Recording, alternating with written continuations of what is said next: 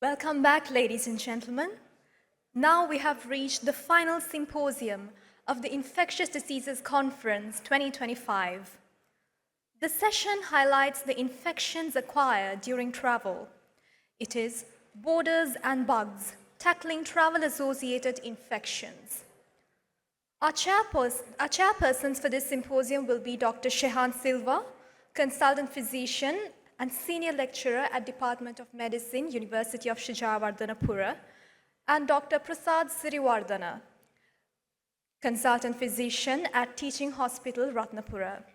It's my pleasure to invite Dr. Silva and Dr. Sirivardhana onto the stage. Infection. Let me ask my co-chair to introduce the speaker. So we have symposium titled Borders and Bugs, Tackling Travel-Associated Infections. And now we have a talk by Professor Marcus Bailey titled Travel Physicians' Role in Tackling Infections Pre, Per, and Post-Travel. So our speaker is Professor Marcus Bailey. He's a highly accomplished consultant physician in infectious diseases and tropical medicine, holding a remarkable array of qualifications. He holds a BSc, MB CHB, MD FRCP, FFTM, DTMNH, and RAMC. His expertise is distinguished through his esteemed roles, including being the Defense Professor of Military Medicine of the Royal Centre for Defence Medicine in the UK. He's also a Professor of Infections at Warwick Medical School, University of Warwick. He's the Chief Examiner for the UK Independent Diploma in Tropical Medicine and Health at the Society of Apothecaries, United Kingdom. He is also the Honorary Secretary for the Faculty of Travel Medicine at RCPSG. Over to you, Professor Bailey. Thank you very much. Can you hear me all right? I'll take it that you can. Please let me know if you can't hear me. Sorry, yes, we can hear you. Great. Well, it's an absolute pleasure to be asked to speak to you in Sri Lanka, where I lived and worked for 2 years and had a wonderful time, made some wonderful friends, and it's always a pleasure to speak to you. I'm going to speak about travel medicine and febrile illnesses.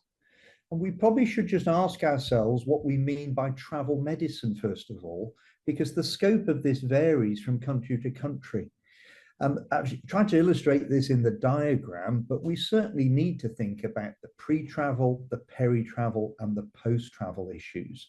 And in some ways, travel health might be a better description because, of course, some things are preventative rather than just diagnostic and curative.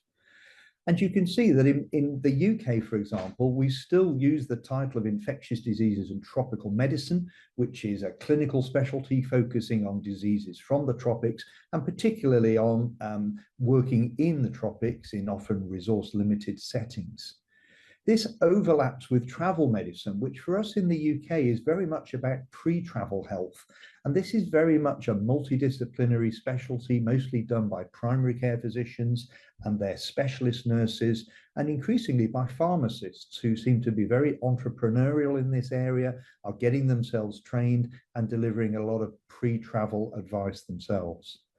And of course, there is the travel aspect as well in terms of what we call expedition or wilderness medicine, which I won't say too much about today.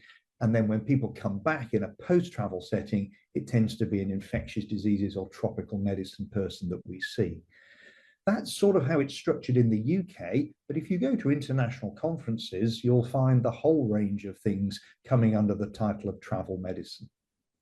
So in the UK, we have the Royal College of Physicians and Surgeons of Glasgow, which uniquely has a faculty of travel medicine, which aims to produce guidelines, educational resources, professional representation, and we're pushing for some regulation of this specialty to make sure that it's done correctly.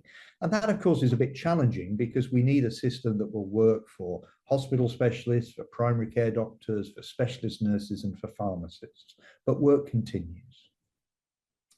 So what do we mean by febrile illnesses? I'm sure we all have a general appreciation of this, but I did some research on this in Sri Lanka. And so, of course, for that, you need definitions. And the definitions do vary a bit according to purpose. Typically, a temperature of greater than or equal to 38 degrees might be used, but there are situations where a lower temperature is used to increase the sensitivity of picking up people who've got fevers. For example, maybe you're working in a viral hemorrhagic fever setting, as I did in Sierra Leone. You really don't want to miss any cases of fever, so you might lower the temperature threshold. But of course, this will reduce the specificity. We all have different temperatures. They vary across the day and across months. And so it's like any other measurement. We need to think about sensitivity and specificity when we're defining what we think is abnormal. Now, I expect we're all familiar with the definition of pyrexia of unknown origin, but this requires a duration of at least 1 or 3 weeks. It goes back to 1961. And if you use that sort of definition, you end up identifying a lot of rheumatological disorders and carcinomas, and that's not really that useful in the acute setting. So when I was doing my work, I used the definition of acute undifferentiated febrile illness. And by that, we mean an oral temperature greater than or equal to 38 degrees, and also no organ focus to what the patient was coming in with. So no obvious clinical features directing us to any organ, and perhaps also no imaging. If you include a sort of a chest x-ray in the differential, then again, that will rule out some cases as well. And I stuck to a definition of less than 2 weeks because in travelers, we're sort of seeing presentations quite acutely. We don't want to have to sort of wait for 2 weeks to decide that this is a febrile illness that we're struggling to diagnose. And you may see in the literature additional versions of the definition because, for example, malaria is now quite easy to diagnose with rapid diagnostic tests. In some countries like Sri Lanka, it's been eliminated. And so we need to think about non-malarial causes. And that's an increasingly important but also challenging field. So if you want to think about the causes of undifferentiated febrile illness, particularly in travelers, well, of course, the differential is going to vary according to the age, according to whether people are immunocompromised. And in the UK, increasingly, we see older people traveling a lot, people who may have lots of comorbid conditions, including a degree of being immunocompromised. People who are post-operative, people who have been in intensive care, of course, the range of febrile illnesses will change. But if we focus on the travelers, we might end up with a rather terrifying list like this. And you might well be aware that the so-called hidden or occult infections can also produce undifferentiated fevers. We can't always pick these up with our clinical skills. We may need some imaging and microbiology to identify them. We then have this central group, which I've structured by the sort of taxonomy of a whole variety of what we think of as tropical infections, but some are not really tropical, they're much more widespread. And I suppose this is the heart of the subject that I'm going to try and cover. And then we mustn't forget the non-infectious causes of malignancy, autoimmune disease, and heat illness that can occur when people are traveling. And so that is quite a broad differential to be starting with. So how can we, if we are faced with a patient with a fever or preparing somebody to go to a country where they might develop fevers, how can we prepare ourselves and narrow down that differential diagnosis a little bit better? Well, the answer is to look if there's been any work on fevers in the countries where people are traveling to. And perhaps somewhat awkwardly and perhaps a little bit confusingly, the country I have most data on is Sri Lanka. So of course, you don't think of Sri Lanka as a travel destination. We do, and I hope you won't mind if I use some of my own data to illustrate what the possible causes of a febrile illness might be in somebody traveling to Sri Lanka. And hopefully you could find similar data for people traveling to whichever country you're having to advise or manage a case from. So when I did my work all the way back in 2005, 2007, I was very fortunate. We did a study in Ragama at the Colombo North Teaching Hospital. And over a couple of years, we identified a wide range of confirmed diagnoses. And I should say we were very lucky in having all sorts of international reference laboratories and blood cultures available to do this. And you can see that the causes of an undifferentiated febrile illness in Sri Lanka at that time, and of course things change over time, would be things like dengue most commonly, then chikungunya, then leptospirosis, a variety of bacteremias, Q fever, rickettsial infections, tuberculosis, and so forth. And so these would be the top of my list if I was dealing with a traveler going to Sri Lanka or coming back from Sri Lanka and other similar countries. So in terms of the pre-travel prevention, well, that's a really wide range of diseases that I listed in the slide before last. So how can we prevent those? Well, fortunately, we have generic transmission prevention measures, which will really work across a wide range of infections. Even if we don't know the infections are there, these generic measures will be effective in preventing them. So, of course, oral food and water hygiene advice is really important, and there is some equipment people can carry to help with that. You can try and advise people about respiratory precautions if they're traveling on aircraft or in confined spaces. We can give advice on ground and water contact, which might give rise to things like leptospirosis, for example. And obviously, you need to give advice about sexual and close contact precautions as well. And we certainly find that people's behavior, especially around alcohol and maybe sexual activity and risk-taking behavior, is often greater when they travel. And so this is really important. And then probably the most important transmission prevention measure would be bite prevention measures, because so many of those diseases that I listed are vector-borne in their transmission. In addition, we have chemoprophylaxis, most well known for malaria, of course, but there are other occasionally situations where chemoprophylaxis for other agents might be appropriate. We also, for some of our more remote and, if they're quite sensible travelers, sometimes issue standby treatment to people that they can take in the eventuality of developing an illness. And finally, of course, there are the vaccinations.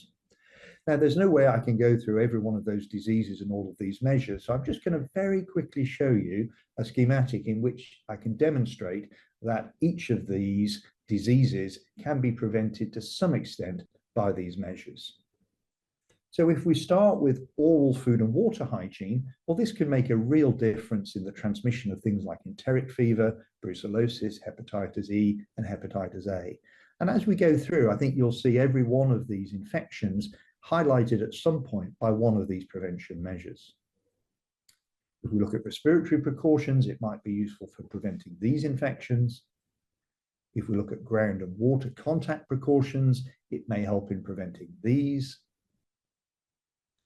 If we think about sexual and close contact precautions, it can help in preventing the following. And if we give advice and measures on bite prevention, then there's a wide range of these febrile illnesses that we can help to prevent.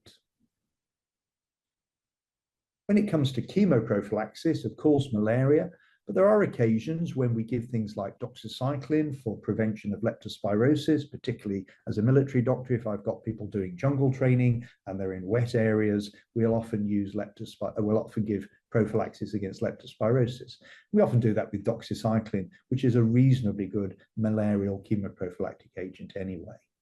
The same with some of the kind of rickettsia and typhus infections. Again, we occasionally give chemoprophylaxis in that respect.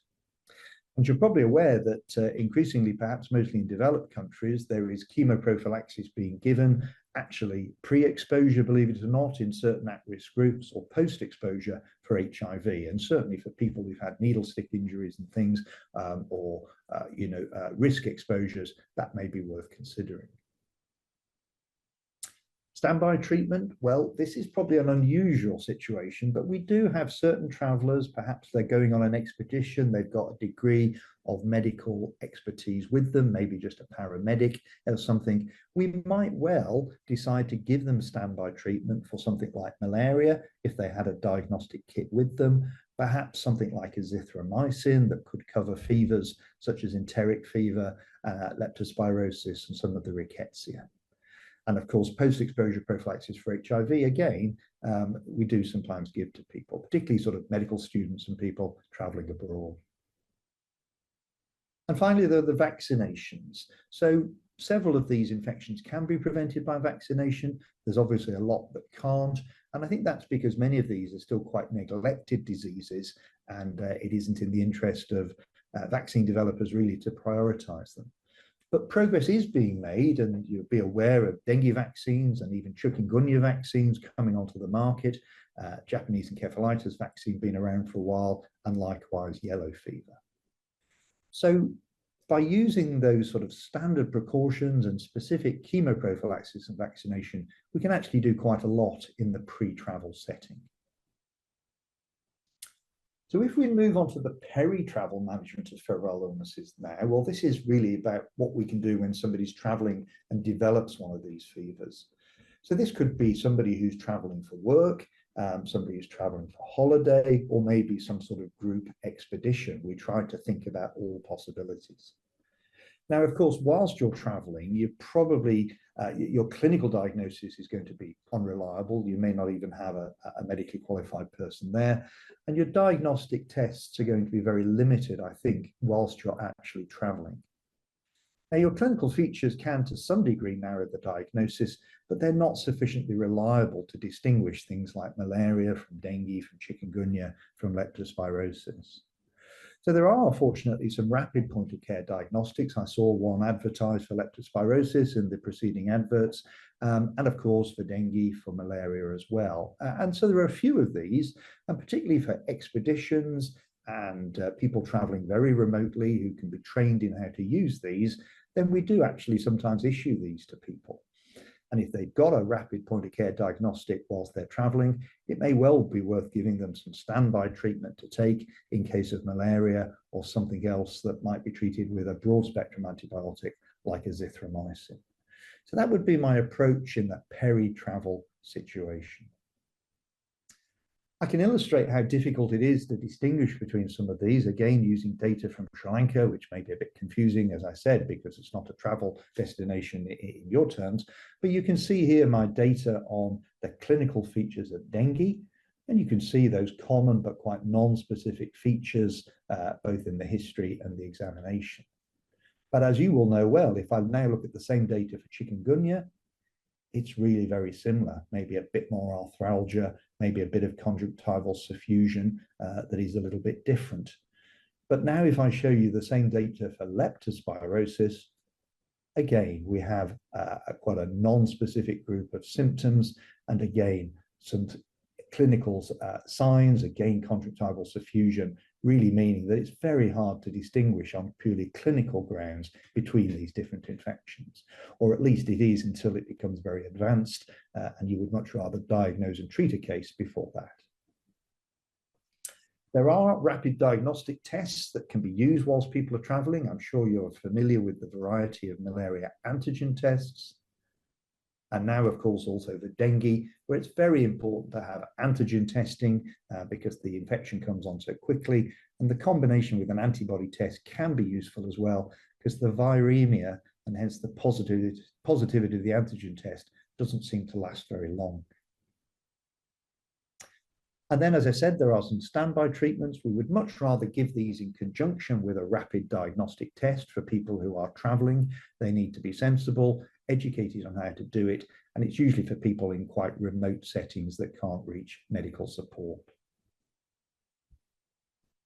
And then we come to the post-travel situation, which is perhaps what we all see most often, certainly in my practice. And I think we need to be aware that post-travel fevers are a medical emergency. And we always need to ask ourselves, could it be sepsis? Because of course there are additional measures in terms of resuscitation and early use of antibiotics even before we've got a diagnosis. We also have to be concerned about the possibility of what we call in the UK high consequence infectious diseases. And these include the contact diseases such as the viral hemorrhagic fevers, things like Ebola and Lassa and things like that. But also the other category of HCIDs are the respiratory ones. And I suppose MERS is the one that keeps us most busy. In the UK, we have a lot of travelers that go to the Middle East for pilgrimages. There's often outbreaks of respiratory illnesses, and we end up testing a lot of people to see if they've got MERS coronavirus. Now, by the time you're seeing the patient in clinic or hospital, you may have additional laboratory features that may help you. And again, I can just show you some data from my research. And I should say these slides are all available and pre-recorded if you want to study them in more detail. And you can see features that you will recognize as being typical of things like dengue, low platelets, slightly raised liver function, low white counts. But if I show you now for chikungunya, you can also see that these features are also rather common. And likewise for leptospirosis, albeit we're now seeing a bit of acute kidney injury, which we would expect in leptospirosis. But we're still struggling really to make diagnoses based on just these clinical and generic laboratory tests. And this, of course, is a real challenge in diagnosing these conditions. So therefore, if we continue, we wonder sometimes whether, trying to sort out these diagnoses, it requires a lot of intelligence on the part of usually an experienced clinician and hopefully access to a wide range of diagnostic tests. And if those aren't available, then we do wonder whether some form of artificial intelligence could help in separating such a wide range of diagnoses. And it's interesting, you might like to experiment about putting a few travelers' details into a typical AI search engine like ChatGPT and just asking it what it thinks the differential might be in a traveler who's been to certain countries presenting with a fever. And it's quite interesting, even a generic system can produce some interesting ideas. Of course, as clinicians, we know that sometimes you need to give empirical treatment. We can't always wait for the diagnosis, especially if we think the patient may have sepsis. We want to treat as early as possible. And a broad spectrum antibiotic like azithromycin is obviously very useful for a wide range of bacterial and rickettsial infections, especially if you've already excluded malaria. It's good to make early diagnoses and treatment to help cure the patient. But I would also say, in my experience, that patients do better if they have a proper diagnosis and early treatment, because it can help them to avoid what we call a post-fatigue syndrome. If people have had a so-called mystery illness from traveling abroad, they may feel that they've never really recovered and have prolonged symptoms. And so I'll finish with my summary here, and hopefully we've got time for a few questions. I've tried to say that travel medicine varies in its scope, and so you need to check when you're seeing that term what it includes, but it should include the whole range of pre, peri, and post-travel issues. I hope I've explained a bit about what definitions of febrile illnesses mean. I'm sure you already know there's a wide range of possible causes, and I hope I've shown that pre-travel measures can be effective. During travel, you need rapid diagnostics or standby treatments, which are probably only going to be useful for a small number of people. And in the post-travel setting, we're faced with that difficulty of diagnosis. I should say that the Royal College of Physicians and Surgeons of Glasgow, Faculty of Travel Medicine, organises a wide range of educational activities around travel medicine, everything from simple certificates to diplomas and master's degrees. And I'd encourage you to have a look at their website. And please, if you have any comments or queries, my email address is shown. So thank you very much for your attention. And if there's time, I'll take some questions. Thank you, Professor Bailey, for that excellent talk. We can entertain a few questions over to the audience.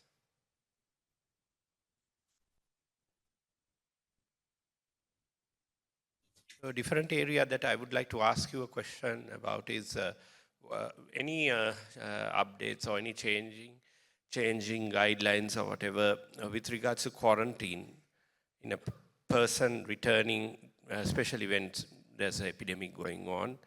Is there any difference in management? Yeah, absolutely. So we've had quite a bit of experience with having to isolate people in the UK. We've been exposed to sort of viral hemorrhagic fever outbreaks and also the respiratory things like MERS. So we've got quite well developed, quite mature and tested guidelines now.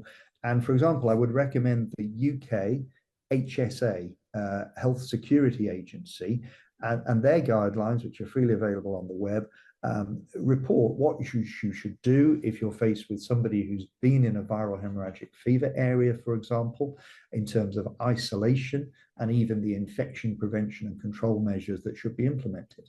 And they've recently standardized the equipment for that, and it's now being used all across the UK with training courses available. Likewise, with the respiratory side, if you think somebody might have been exposed to MERS or what we now call Mpox, then again, there are guidelines available for that. And I think it is important to get isolation right in both directions. So obviously, we mustn't fail to isolate people appropriately. But also, if we don't follow the guidelines and we just decide to isolate everybody who might have even the smallest risk of one of these infections, then we can really sort of paralyze the system. It slows down their investigations. Maybe they're sitting there with life-threatening malaria, but because everybody's terrified about Lassa fever, the proper tests aren't being done. And in fact, if we followed the guidelines, we would realize that malaria was much more likely and not excessively isolate a patient. So I would recommend our guidelines, which I think strike the right balance between making sure patients are isolated when necessary and not excessively so. Thank you. Thank you very much for joining with us. In the interest of time, we'll move on to the next segment of this session. Over to Dr. Prasad. Our next event in the agenda is a case-based discussion. The event moderator is Dr. Raju Menon.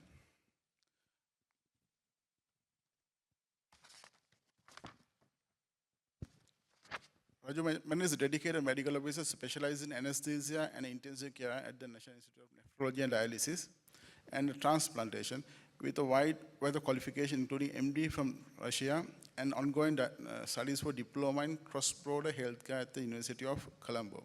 Dr. Menon exemplifies excellence in his field. He also holds key positions such as serving as a Secretary of Clinical Travel Medicine Association of Sri Lanka, where he contributes significantly to the advancement of medical practices and the standards.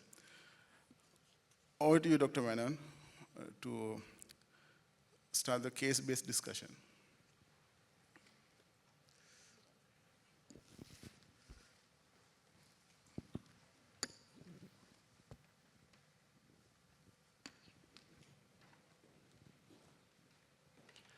Thank you, Dr. Prasad, and thank you, Dr. Shehan. First, let me welcome. There will be 4 panelists in this. 2 will be joining us online, and 2 will be here participating physically. So let me first invite Dr. Srirani Chandrasiri. Dr. Srirani Chandrasiri is a consultant microbiologist at Colombo South Teaching Hospital, Kalubovila, and a senior lecturer at the University of Moratuwa, with an MBBS from Ruhuna and advanced diplomas and MD in medical microbiology. She actively advances antimicrobial stewardship and infection control, evidenced by her work on beta-lactamase genotypes in enterobacterials and national-level antimicrobial resistant reports. As a past president of the Sri Lanka College of Microbiologists, Dr. Chandrasiri also contributed significantly to the national COVID-19 laboratory strategy. She remains deeply involved in shaping clinical microbiology training, policy, and practice across both hospital and academic settings. Next, I would like to invite Prof. Neelika Malavike, a distinguished academic in immunology, currently serves as a professor at the Department of Immunology and Molecular Medicine at the University of Sri Jayawardenepura, with esteemed qualifications including a DPhil, FRCP, FRCPath, and FNASSL. She holds prominent positions such as the President-elect of the International Society of Infectious Diseases 25-27. Her contributions extend internationally as a visiting academic at the MRC Human Immunology Unit of University of Oxford since July 2008, showcasing her commitment to advancing the field of infectious diseases and immunology. And also joining us online is Dr. V. Ramasubramanian, who is a distinguished medical professional and leader in the field of infectious diseases, currently serving as head of the Department of Infectious Diseases, HIV, and Tropical Medicine at Apollo Hospitals, Chennai, with an exemplary academic background, including MBBS, MD, MRCP, and diplomas from prestigious institutions such as London School of Tropical Medicine. He has founded several notable initiatives like Immune Boosters, Capstone Multidisciplinary Clinic, and the Capstone Cares Foundation. He's also a former president of the Clinical Infectious Disease Society of India, showcasing his enduring contribution to medical education and public health advocacy. And also with us will be Prof. Mark S. Bailey, who was introduced earlier. So just before we start on with the first case, let's grasp a few of the statistics that we have. So in 2019, we had 2.4 billion international tourist arrivals around the world. Pre-pandemic, in Sri Lanka, we had more than 2.5 million arrivals per year in Sri Lanka, and now we are again reaching to the same targets, and again we are reaching about 2 million plus arrivals to Sri Lanka as international tourists. So that's roughly around 5,000 to 6,000 arrivals per day by air into Sri Lanka through the 3 international airports. Sri Lanka has also sent migrant workers to 108 countries in 2017, and they returned to our country in a regular basis. And also, Sri Lanka is home to 1.8 million international migrants. So keeping that in mind, we'll start off with the first case, and I would like to invite Dr. Shirani Chandrasiri to take the proceedings.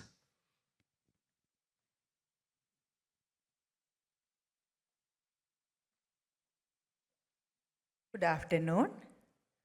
So we are going to unwelcome souvenirs when your vacation bites back.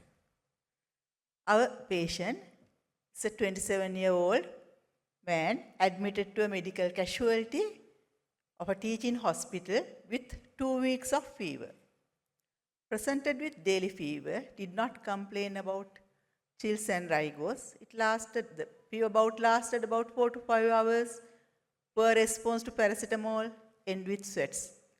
There was associated headache and body aches. But fever was not associated with nausea or vomiting. There was mild shortness of breath.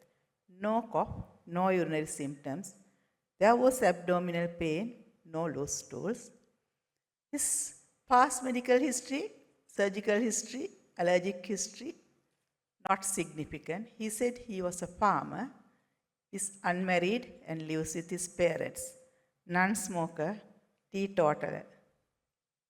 Rare. Recently visited Ivory Coast.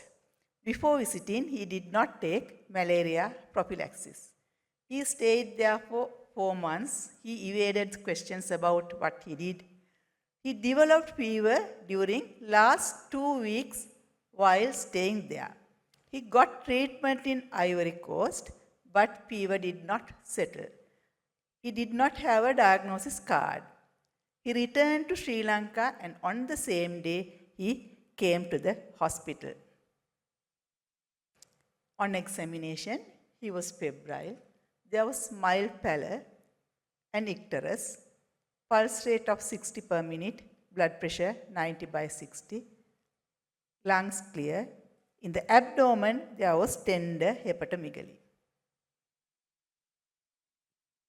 So can we have some differential diagnosis from the crowd, panel? What can it be?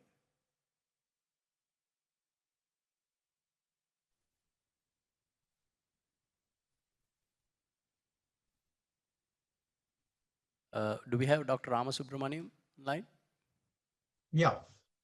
Now, this is basically an acute undifferentiated fever in a traveler who has returned from Africa and where there are a number of tropical infections which could present like this. Anything from malaria, dengue, influenza, enteric fever, leptospirosis, scrub typhus. There's a whole list of things we can say. Dengue is unlikely because, you've heard of the rule of 14, where if the person has fever lasting more than 2 weeks, or if the fever occurs 2 weeks after returning from an endemic area of dengue, it is not dengue, because the maximum incubation period is 14 days. And similarly, the duration of illness usually is less than 14 days unless there are significant other complications. So we can safely keep dengue aside. But otherwise, I think on top of the list would be malaria. I would suspect falciparum. There would also be enteric fevers, leptospirosis, and typhus, because most of the other viral infections may not last 2 weeks and longer. So that becomes unlikely. Right. We'll proceed. Yes. Any other differentials? We have viral hepatitis as well. Yes, there was icterus. Shall we proceed? So these are his investigations. You can see there's mild anemia, slightly elevated ALT/AST, and elevated CRP level. So initially this was his management. So any other investigations you would like to add to this? So malaria was mentioned. What will you do?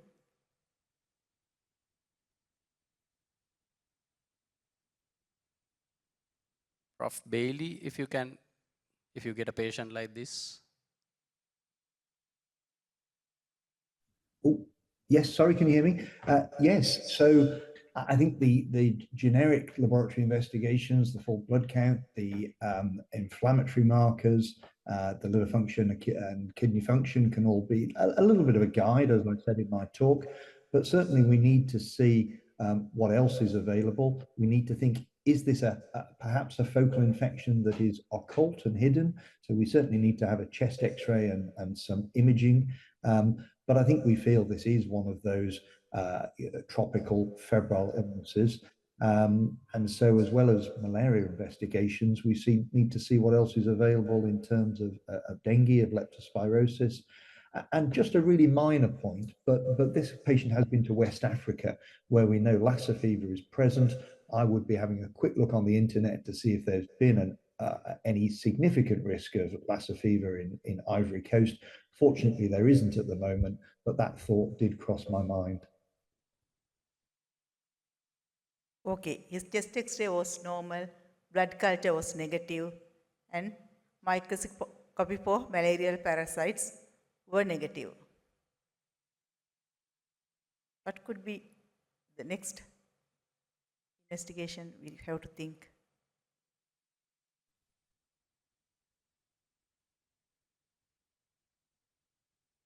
Any other blood studies? Do we have a differential count on this patient? Differential count? Do we have? There was a slight neutrophil leukocytosis. I have not put it in the slide, but initially the slide will come later. The reason I asked the question is, as I said, enteric fever is a definite differential in a person who comes with no localization. Apart from leukopenia, the counts can be normal, and eosinopenia is a reasonably strong marker. You know, studies say the sensitivity can be as high as 70 to 90%, and specificity again as high as 60 to 80%. So a eosinopenia in a situation like this would be a pointer for enteric fever. So differential would be helpful. And the CRP, which we saw was slightly elevated, the general perception is that CRP goes up only in bacterial infections and it doesn't go up in viral infections. This is what we were taught in medical school. But I am sorry to disappoint you that several viral infections which can be systemic, or severe influenza, severe COVID, other, systemic infections like Epstein-Barr virus, mononucleosis, all of them can cause a significantly high CRP. So do not depend on the CRP to help you differentiate a viral from a bacterial infection. This is a patient who received treatment. So we suspected it could be antimalarials. So that could be the cause for negative microscopy. So next step for excluding malaria is going for rapid antigen test. And we had malaria PCR at the time, at the anti-malarial campaign. So this is the result.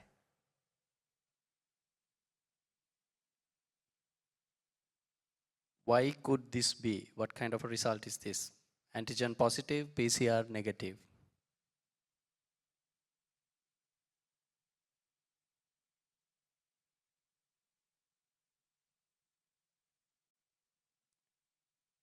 Dr. Ramasubramaniam, if you can.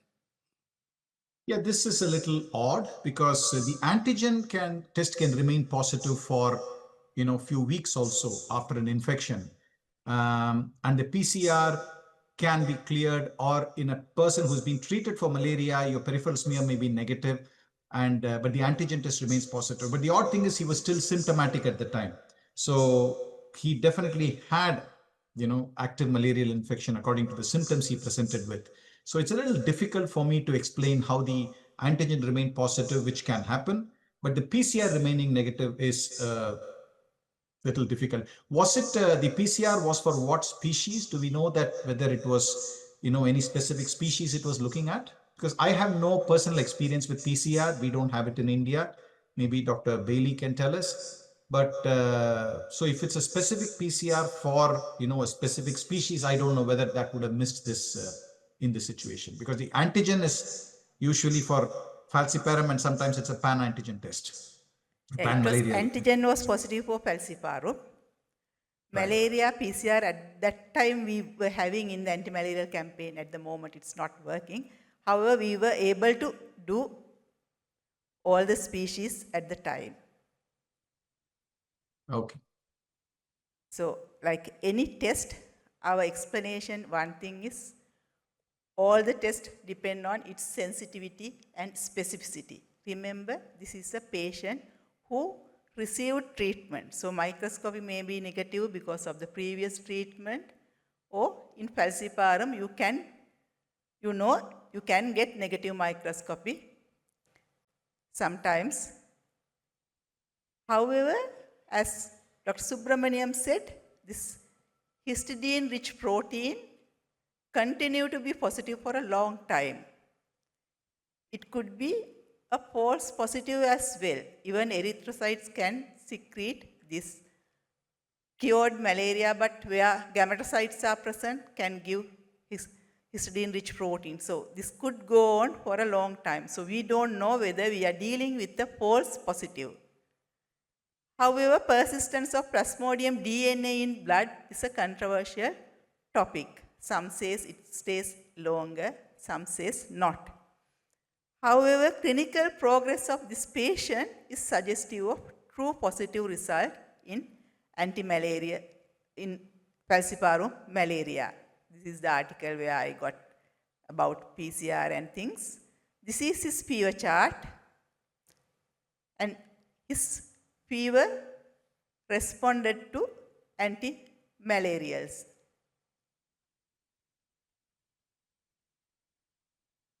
You see his anemia worsened. Falciparum is notorious for anemia. So this is to the audience. How will you manage this patient in Sri Lanka? Any suggestions in Sri Lankan perspective?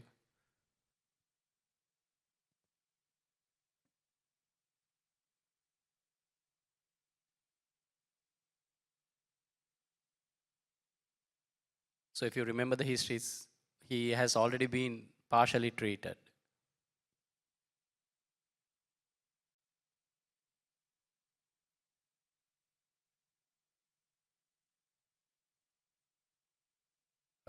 Dr. Ramasubramaniam, can we have an input from your end?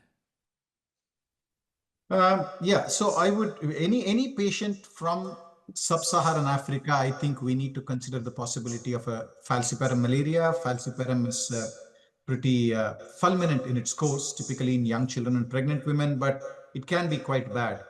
And this gentleman probably was partially treated. We are not sure what treatment was given. A lot of times in Africa, artemisinin combination therapy, which is what is used. So whether he took the medicines properly, we don't know any of the details. Another possibility is a mixed malarial infection. For example, recently I had a patient who had come in from Namibia. He was diagnosed to have malaria there, falciparum, treated. He got better again. After a few days, he developed fever again, treated again for falciparum, but it continued and he came here and we diagnosed to him have vivax malaria here. So probably the hypnozoid stage had reactivated with Vivax after a few days. That's what I could surmise. We treated him and then gave him gametocidal treatment. He did very well. So mixed malarial infections is a possibility. The other possibility is, even though malaria is positive, we have to rule out other infections. So that has to be kept in mind. You know, in a situation like this where it is very confusing in interpreting the results, whether he has a coincidental other infection, which is also possible. So these are all the possibilities. But anyway, I would start in treatment with artemisinin and combination therapy. In India, we get a combination of artemether plus lumefantrine, available as an oral therapy, 20 milligrams and 120 milligrams per tablet, which can be given twice a day for twice a day. The dose varies on the weight. Or you can give intramuscular artemether to start with. So in Sri Lanka, anti-malaria campaign has the treatment. You have to inform anti-malaria campaign. They promptly respond. They usually take the samples and start anti-malaria therapy and monitoring of the patient. This patient you cannot monitor with microscopy. Usually, if microscopy is positive, they will repeatedly do for the first 3 days microscopy. So he was treated with a combination of artemether and lumefantrine and blood transfusion, single dose of primaquine, because this is Plasmodium falciparum.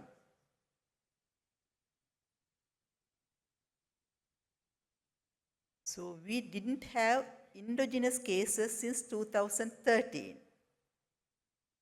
We were certified as free of malaria in 2016, but from 2013 we had only imported cases. So what do you think happened this period?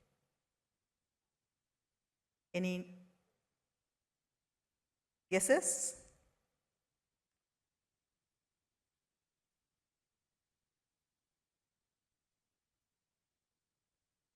Okay, there was a good publication from the anti-malaria campaign about the situation in this elimination period, right? According to that, we had 532 imported cases, on average about 50 per year. We had one introduced case, one transfusion-induced case. You know, now visitors cannot donate blood till 3 years of return. One death due to imported malaria occurred in 2023. We got falciparum infections as the commonest infection, but Vivax, ORLA, Plasmodium malariae, and even a case of Plasmodium knowlesi were reported in this report. Falciparum cases, including our 2 mixed infections, came from Africa, whereas quite a high percentage, 65%, was imported from India. Lot of pilgrims go to India, so that's not a surprise. Thank you.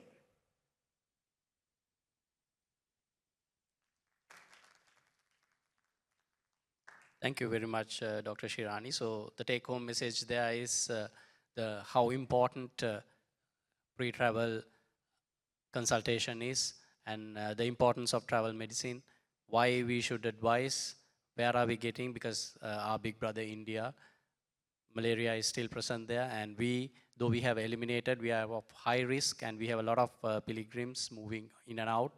So do we have the proper mechanism to trace them? Do we have the proper mechanism to screen them or to advise them? So these are some of the points that we need to ponder. Right. To present the next case, I would cordially invite Prof. Nilika Malavike. Can I make a quick comment? Okay,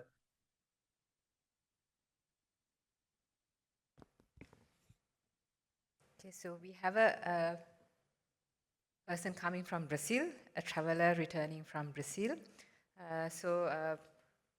This man is a 42-year-old man who went on a business visit to Brazil and presents with a 3-day history of fever of sudden onset with headache, myalgia, and arthralgia.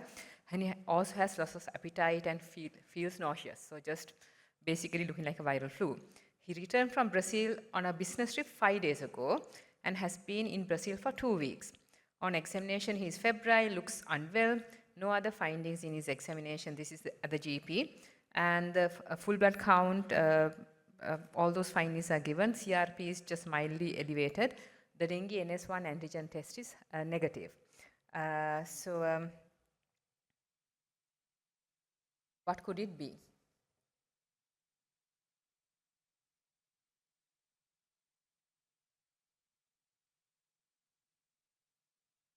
Any suggestions? Can we have Prof. Bailey giving his input as well? Yes, certainly. So from this location again, you would have to think about dengue. You'd have to think about other arboviruses that are present in that area. And we know that quite a few have been emerging there recently. We remember Zika, which perhaps is fading away a little bit now. There are others that are developing, and I won't go into specifics. And of course, malaria as well.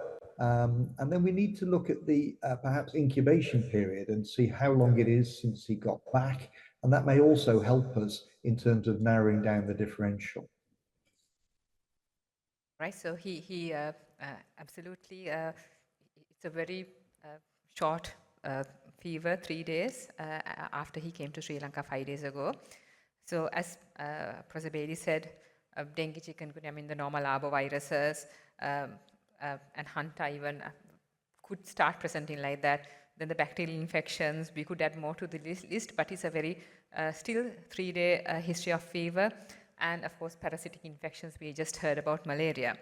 And of course, in this list, you would have seen that there are some unknown virus infections also that I've highlighted, like Oropush, which is causing massive outbreaks. I mean, it caused massive outbreaks in Brazil last year, and then spread to rest of Latin America. Then there was a lot of focus on Oropush. The WHO had many meetings and consultative meetings, regional meetings about keeping our eyes open for Oropush coming to countries like ours. And then, of course, Mayaro we'll talk more about Mayaro also, but although these sound like exotic viruses and things that, nice names, why when it comes to travel medicine, we need to look at it. So the patient on day 4, since fever is continued, and as he felt unwell, he as advised by the GP, he got admitted to hospital. In the ward, he is examined again, and except for hepatic tenderness, his examination findings were normal. Blood pressure is 110/70, pulse rate 72, ultrasound scan of the abdomen, liver mildly enlarged, no free fluid, and these are the investigations. So here you see a little bit of lowering of the platelets than the previous day. Hematocrit more or less the same, everything else a little the same, CRP slightly higher, AST/ALT again high, serum creatinine 1.1. So now, does anybody have anything else to say based on these findings?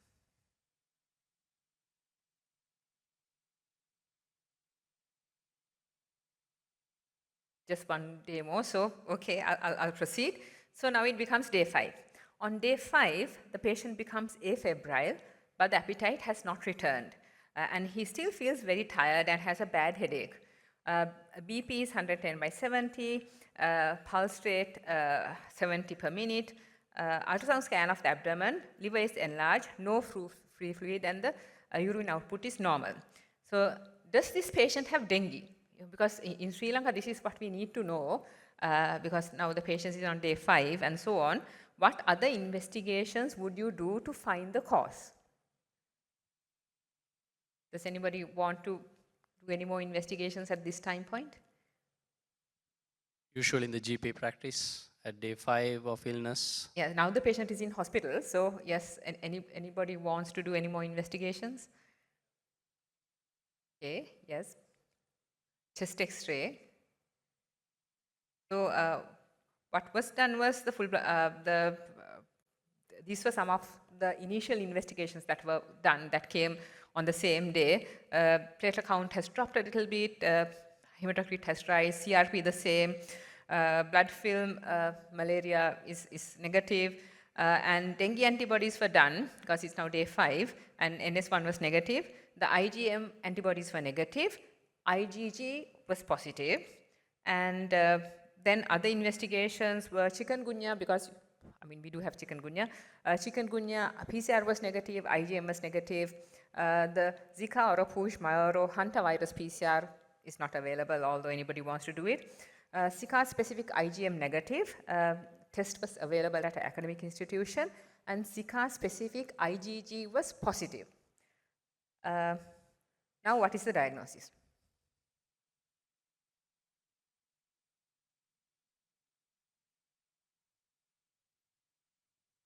So we have dengue IgM negative, IgG positive, Zika specific IgM negative, IgG positive. What could it be?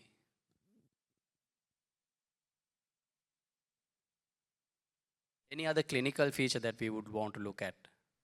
Any other thing? We have a lot of clinicians here. Okay, I'll move on to the next day to see what the patient happened. So on day 6, the patient is still afebrile, develops abdominal pain and feels quite unwell.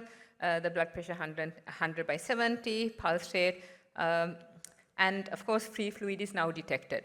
Okay, so now things are very easy because fortunately, if you look at the full blood count and things, the liver enzymes have gone up a little bit, and platelet count has further dropped. So fortunately for us, there are not other viruses like, there are hemorrhagic viruses like Lassa and Ebola that may cause free fluid, but this clinical picture, when you actually have free fluid ascites, now you have dengue. So this makes everybody's life easier. So this is a patient with a dengue hemorrhagic fever, and so then you do the normal dengue management, patient gets better, everybody knows when you detect this what to do. So the likely diagnosis here is dengue. But there's a little confusion. IgM was negative and IgG is positive. How can that be? Yeah, so that's a very good question. So if you look at the investigations on day 5, so this is an important point I want to highlight. On day 5, the IgM was negative and IgG is positive. So this is a Sri Lankan patient living in Sri Lanka who's obviously been exposed to dengue before. So at 42, it is likely that the person is getting dengue for the second time, not the first time.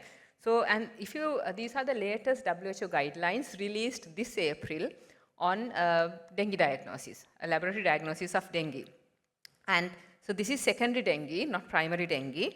You can see in secondary dengue, I don't know if you can see my point, okay. In secondary dengue, you can see the IgG rising very early. So the IgG rise early and the IgM comes on much, much later, okay.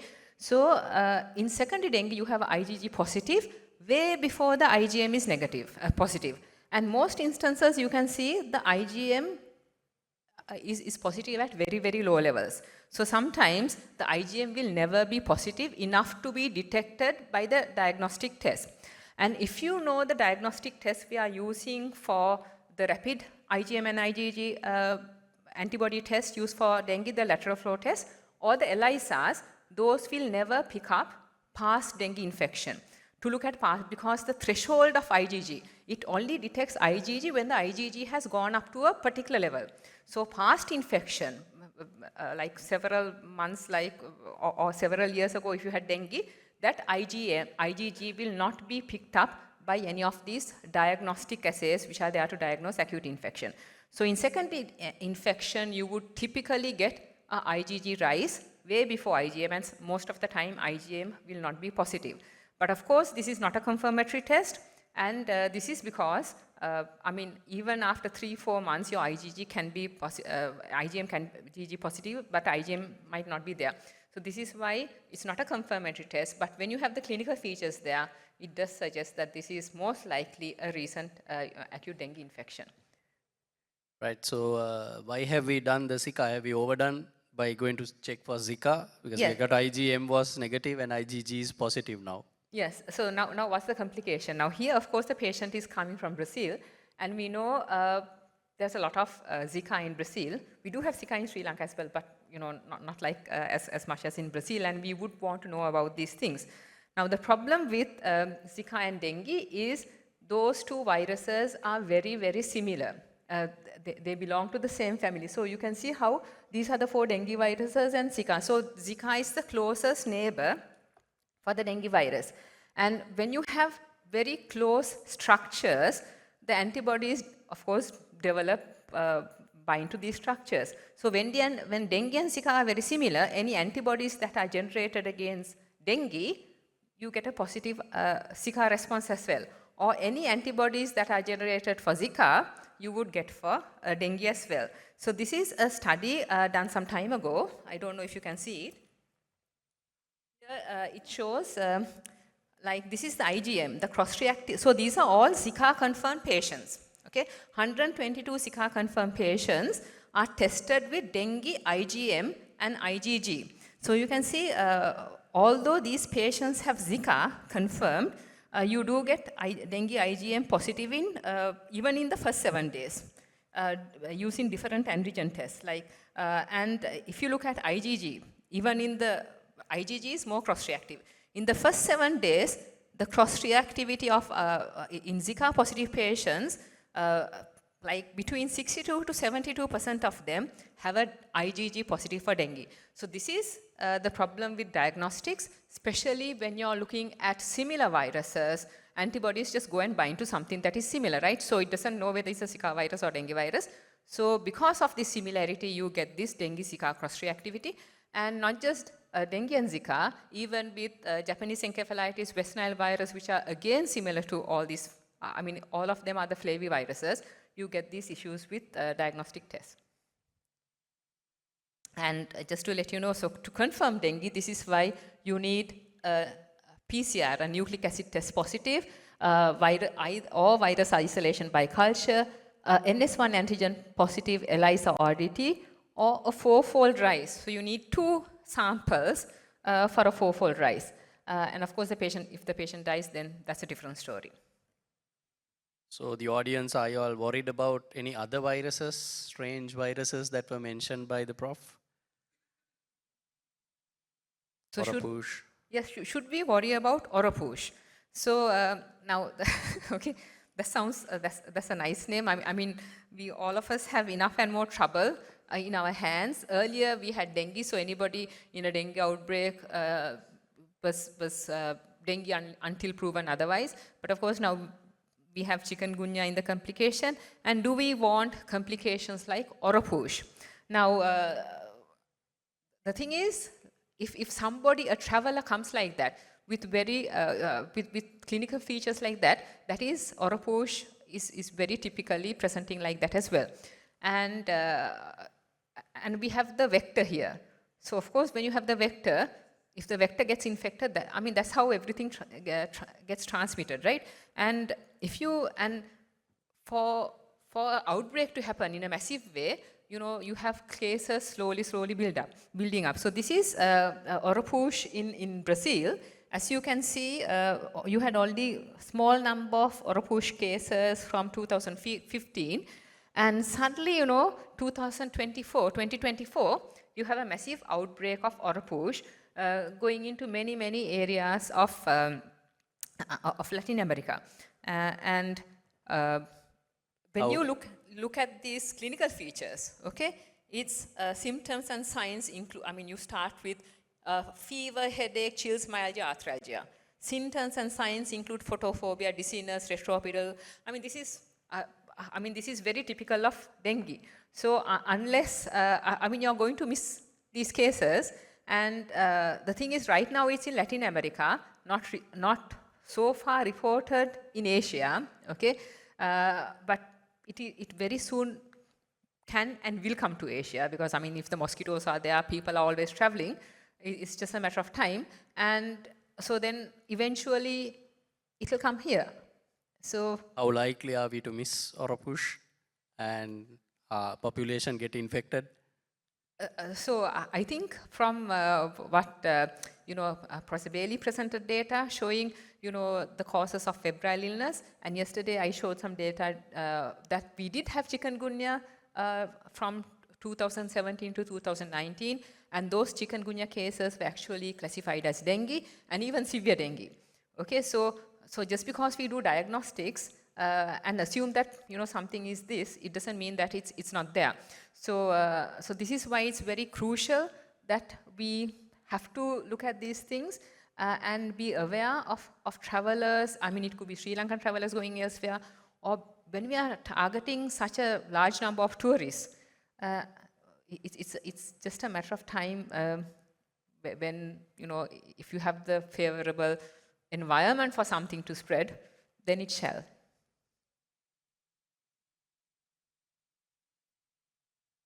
What about Mayaro? Okay, so also mentioned about Mayaro. little bit about Mayaro. Okay, so that's another beautiful name, and again the same with Mayaro. It's a now. This is a alpha virus like chikungunya. So, and again, it has been up and down, and recently causing outbreaks in Brazil and Latin America.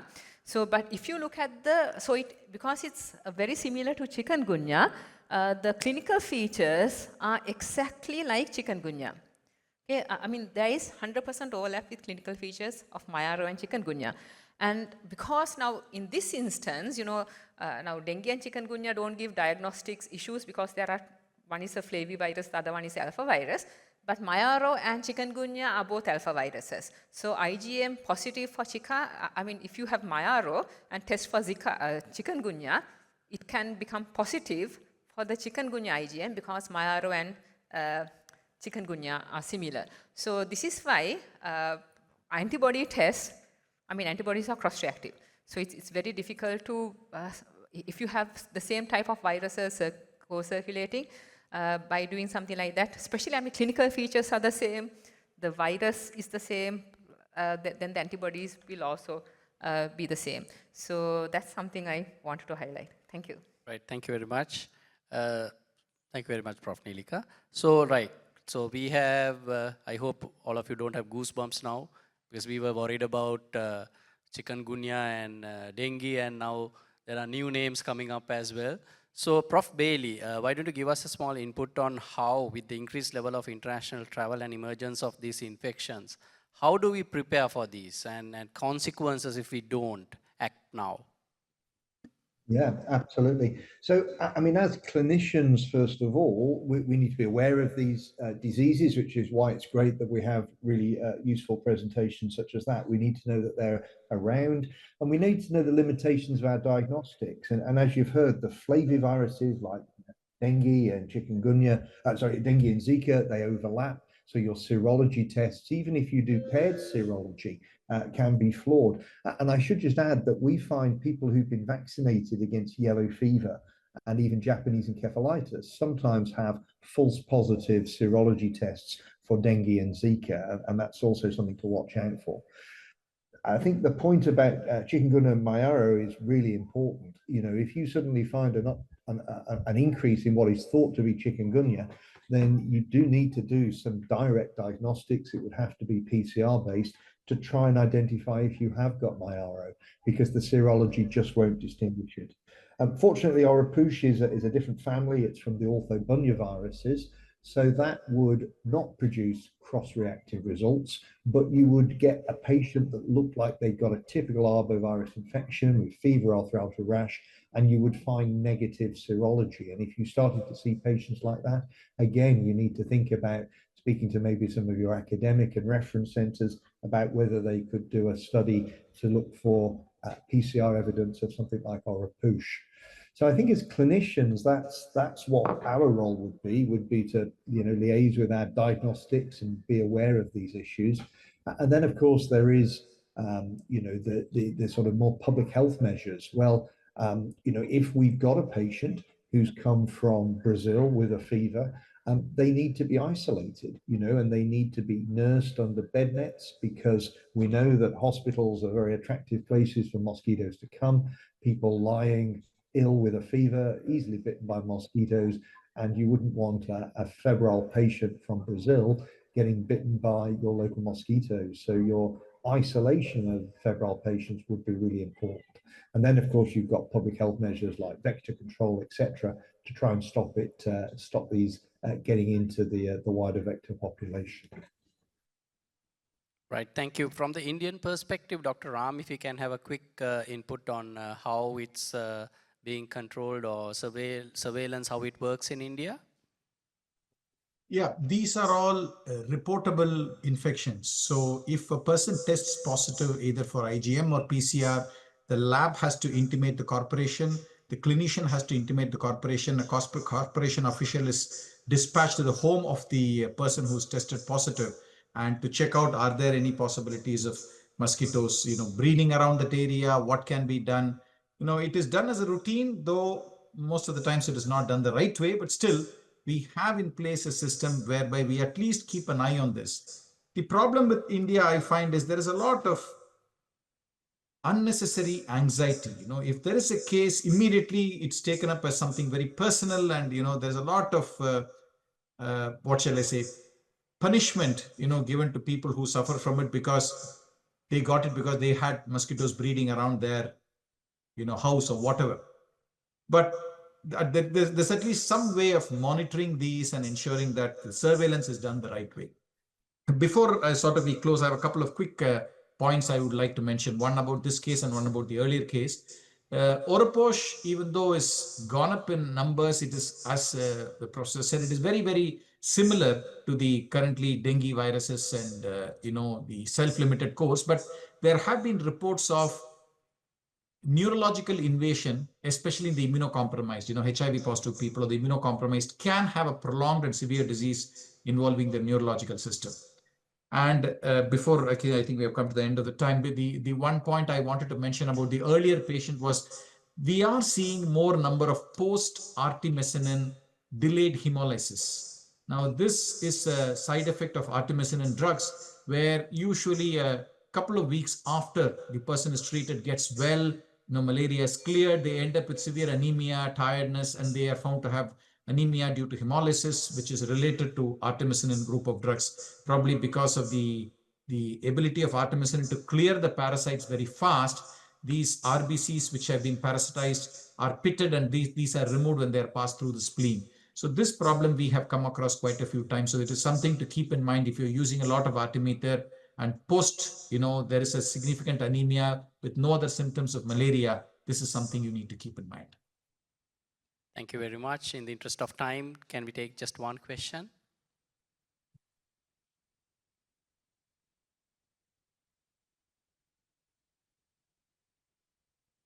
About the cross-reactivity of chikungunya antibodies with dengue and Zika. So there is no cross-reactivity of chikungunya with dengue and Zika because chikungunya is alpha virus and dengue, Zika flaviviruses. So we don't have any issues with cross-reactivity between dengue and chikungunya. But dengue, Zika, JE, West Nile virus with our flaviviruses, yes. And chikungunya, Mayaro, which are alpha viruses, again, yes. So just to wind up, Prof. Nilika, if you can just give a small insight on how you can help in surveillance or in detecting such new viruses coming into our country, if you can. So I think given what is happening and the intense international travel we are seeing, I think all of us need to be ready for it. And this is why I think travel medicine is important, where if there are any such patients who are traveling, especially from overseas, even if it's looks like a dengue infection or a chikungunya infection, if we, rather than just doing antibodies, because antibodies are all over the place. Because of cross-reactivity, you can't come to a proper diagnosis. You might think it's an actual diagnosis when it is not. So this is why PCR, and if you identify something further, genomic characterization is important. Right, thank you very much. So I think I will hand over the podium to the two chairpersons. Thank you very much, Prof. Nilika, Dr. Chandrasiri, and Prof. Bailey, and Dr. Ram for connecting with us.